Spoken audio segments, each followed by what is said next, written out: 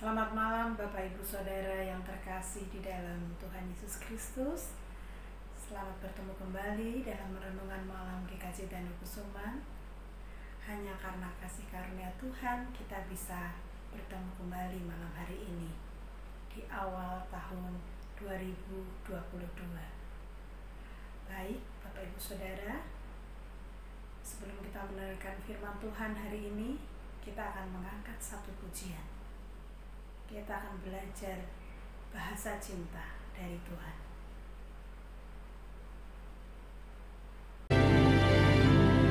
Andaikan aku lakukan yang luhur dan mulia, jika tanpa kasih cinta hamba tak berguna. Ajarilah kami bahasa cintamu, agar kami dekat padamu ya Tuhanku. Ajarilah kami bahasa cintamu, agar kami dekat padamu.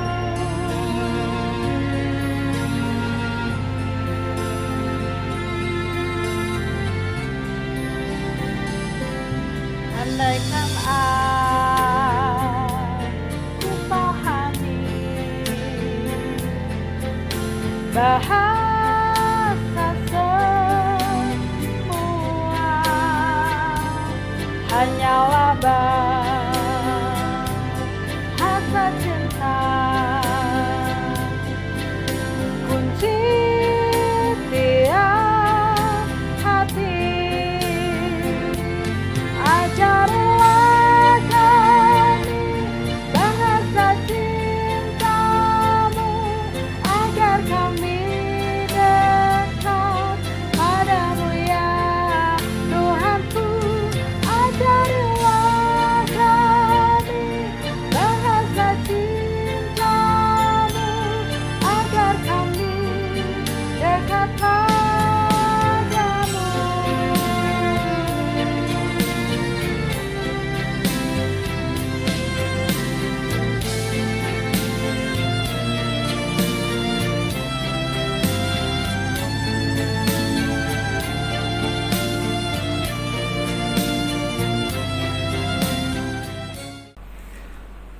Selamat malam Bapak, Ibu, dan saudara-saudara yang terkasih di dalam Tuhan Yesus Kristus.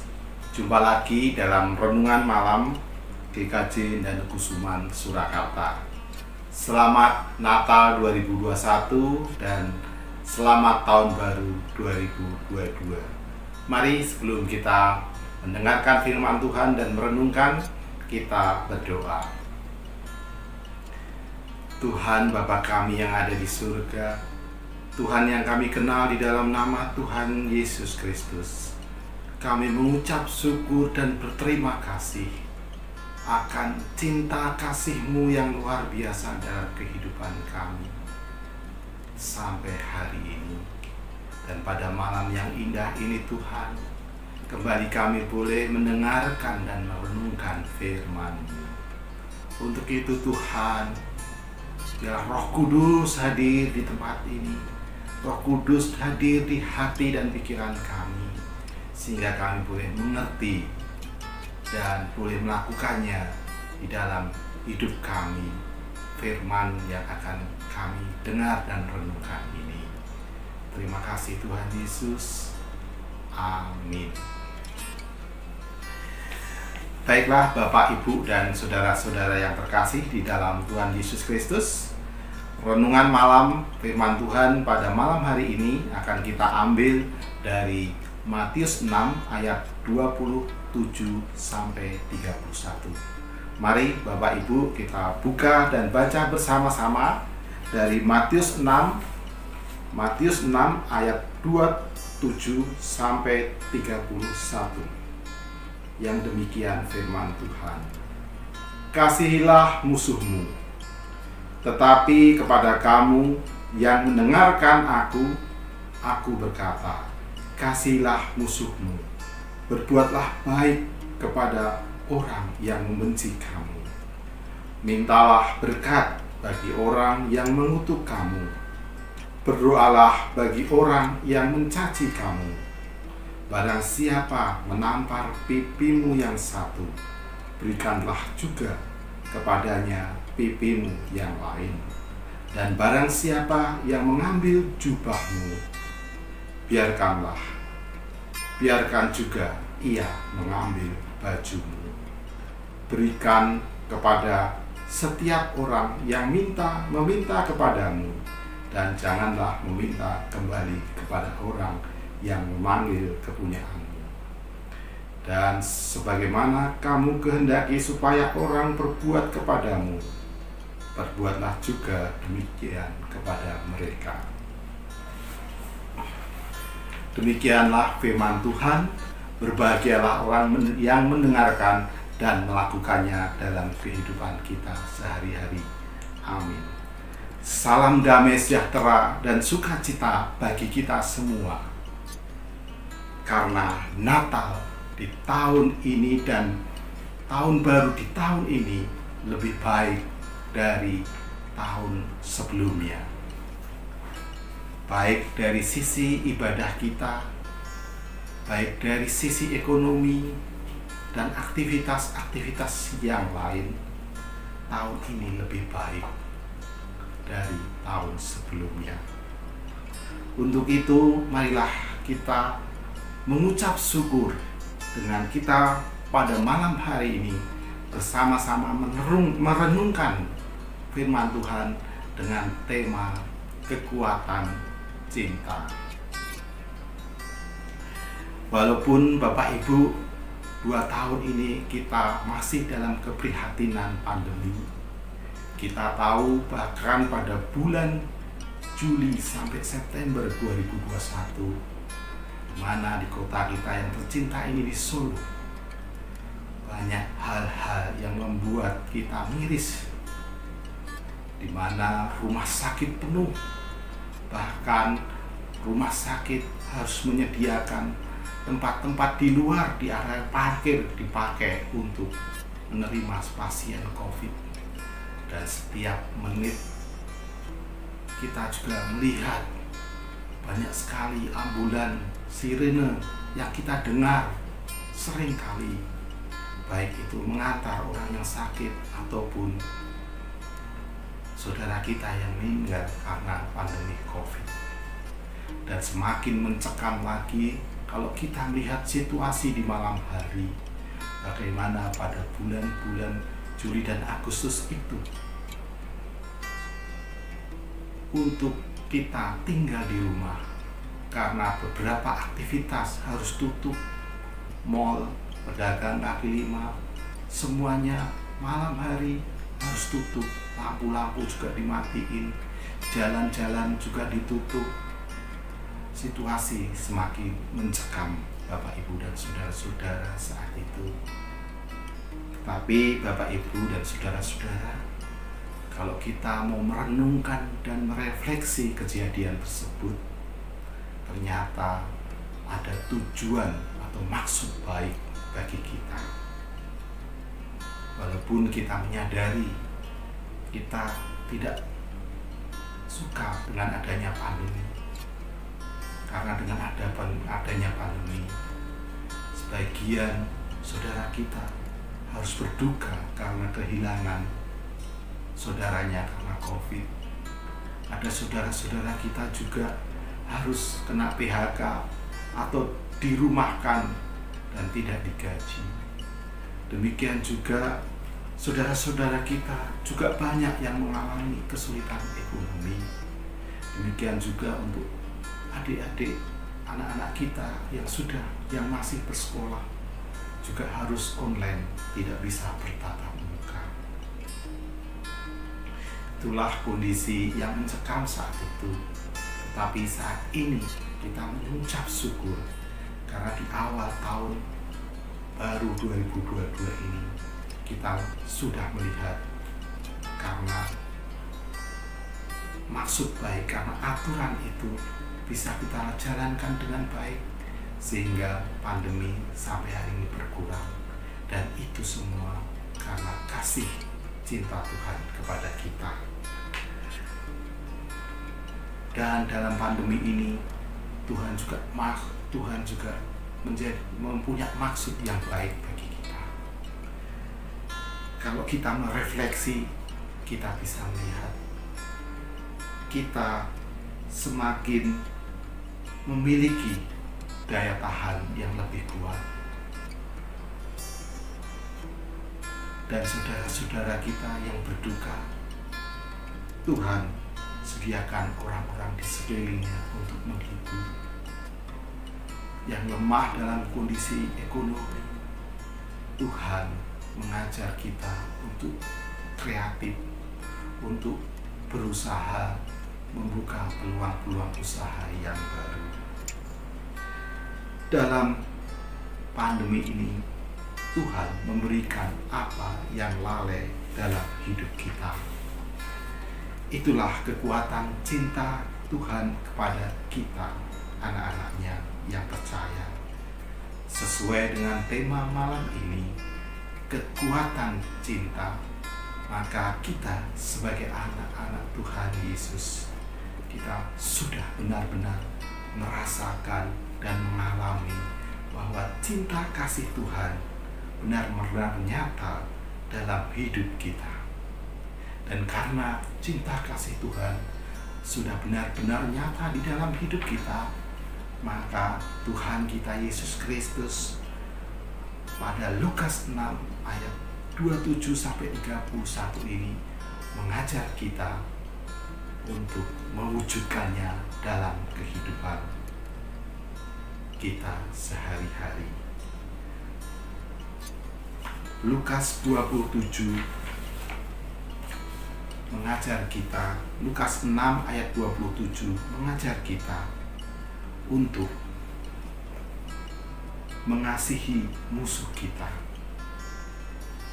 Perintah ini menjadi perenungan bagi kita. Apakah ini menunjukkan kesalahan kekristenan atau sebaliknya justru menunjukkan benarnya kekristenan? Perintah untuk mengasihi musuh kita ini sering menyebabkan kekristenan diserang oleh orang-orang yang tidak seiman dengan kita. Karena mengasihi musuh dianggap sesuatu yang tidak masuk akal dan sebagainya. Tapi kita sebagai anak-anak Tuhan Yesus, sebagai anak-anak terang, perintah ini adalah sesuatu yang paling mulia dan luhur yang pernah diberikan kepada manusia. Kita tidak jumpai di keyakinan manapun selain orang Kristen perintah ini, sehingga keyakinan yang lain tidak berani memberikan perintah seperti ini, karena tanpa pengaruh supranatural ini pasti tidak bisa dipraktekkan untuk selama-lamanya. Bapak, Ibu, dan saudara-saudara yang terkasih di dalam Tuhan Yesus, wujud kasih terhadap musuh ini bukan hanya berupa kasih yang di dalam hati kita, tetapi harus ada wujud lahiriah, yaitu kita juga harus berbuat baik kepada mereka. Ayat Lukas 6 ayat 27b. Jadi bukan sekedar di dalam hati kita mengasihi musuh kita, tapi kita harus wujudkan juga secara nyata, yaitu kita harus berbuat baik kepada mereka. Dan ini sudah Tuhan Yesus praktekkan dengan kedatangan Tuhan Yesus, penderitaan Tuhan Yesus, dan kayu salib. adalah praktek yang sudah dilakukan oleh Tuhan Yesus sendiri untuk dosa-dosa kita yang adalah musuhnya. Kita tidak bisa mengasihi musuh kita seperti kita mengasihi orang yang terdekat dan terkasih. Tetapi kita dapat mengusahakan bahwa tak peduli apa yang seseorang lakukan terhadap kita, kita tetap akan mengusahakan apapun yang kebaikan yang tertinggi baginya. Itulah Lukas 6 ayat 27. Lukas 6 ayat 27. Dan Lukas 6 ayat 28, kita juga harus memintakan berkat dan berdoa bagi musuh kita, bagi mereka. Saat mendoakan pun perlu dicamkan bahwa kita harus berdoa demi dia, bukan demi kepentingan kita. Kadang kita berdoa supaya orang atau musuh kita itu bertobat atau dijamah, dan setelah itu mereka akan baik kepada kita. Itu doa yang egois. Bukan seperti itu maksud yang Yesus maksudkan dalam firman ini. Tetapi kita betul-betul berdoa dan memberkati dengan tulus dan ikhlas. Tentu bukan doa seperti itu yang Tuhan Yesus Kristus maksudkan. Tapi kita harus betul-betul berdoa demi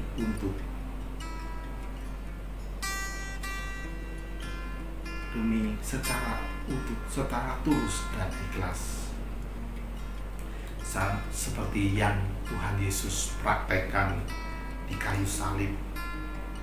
Yesus berkata, "Ya Bapa, ampunilah mereka, sebab mereka tidak tahu apa yang mereka berbuat." Itulah doa yang diajarkan Yesus untuk orang yang menyalibkan dia, menangkap dia. Demikian juga di kehidupan Lazarus dalam kisah 7 ayat 60. Doa yang diharapkan di firman ini seperti doa Lazarus yang berkata dan ia berseru dengan suara nyaring, "Tuhan, janganlah tangguhkan dosa ini kepada mereka." Dan dengan perkataan itu ia meninggalkan. 1 Korintus 4, 12, 13, Rasul Paulus juga berdoa dan memberi berkat. Demikian, kalau kami dimaki, kami memberkati. Kalau kami dianiaya, kami sabar. Kalau kami difitnah, kami tetap menjawab dengan ramah. Kami telah menjadi sama dengan sampah dunia, sama dengan kotoran dari segala sesuatu sampai pada saat ini. Jadi Lukas 6 ayat 28 mengajar kita untuk mendoakan dan memintakan berkat bagi musuh kita, seperti Yesus, seperti Lazarus, dan seperti Rasul Paulus yang sudah mempraktekannya di dalam kehidupannya sampai meninggalnya. Dan Lukas 6 ayat 29 sampai 30.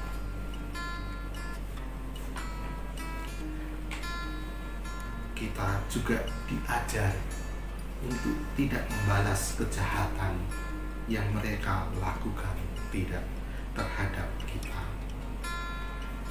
Arti dari Lukas 6, 29, 30 ini adalah pengampunan bagi musuh kita. Di sini kita, barang siapa menampar pipimu yang satu, berikanlah juga kepada pipimu yang lain. Ini jangan kita artikan letter, saudara-saudara. Kalau kita mengartikan secara harfiah, mungkin ini tidak tepat. Jadi kalau kita ditampar, ya jangan kita kasihkan yang pipi lainnya. Tapi kalau kita ditampar, kita harus memberikan pengampunan kepada yang menampar kita. Tidak harus memberikan pipi yang lainnya. Jadi bukan secara letter, bukan secara harfiah kita menafsir ayat ini, tapi kita harus berbuat baik dengan pengampunan. Bukan berarti kita tidak perlu polisi, pengadilan dan sebagainya dalam hidup ini.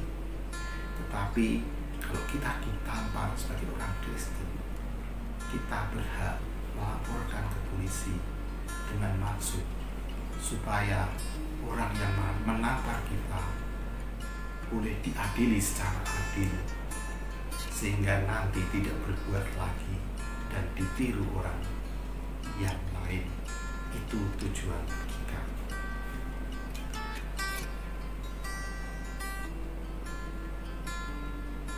Itulah ayat 29 dan 30 menjadi perenungan kita. Kita juga harus memberikan pengampunan kepada yang musuh kita. Dan ayat 31, Tuhan mengajar kepada kita untuk kita memperlakukan orang lain seperti kita juga pengen diperlakukan seperti orang lain memperlakukan kita. Ini mengajar kita supaya kita aktif untuk selalu berbuat baik kepada orang lain.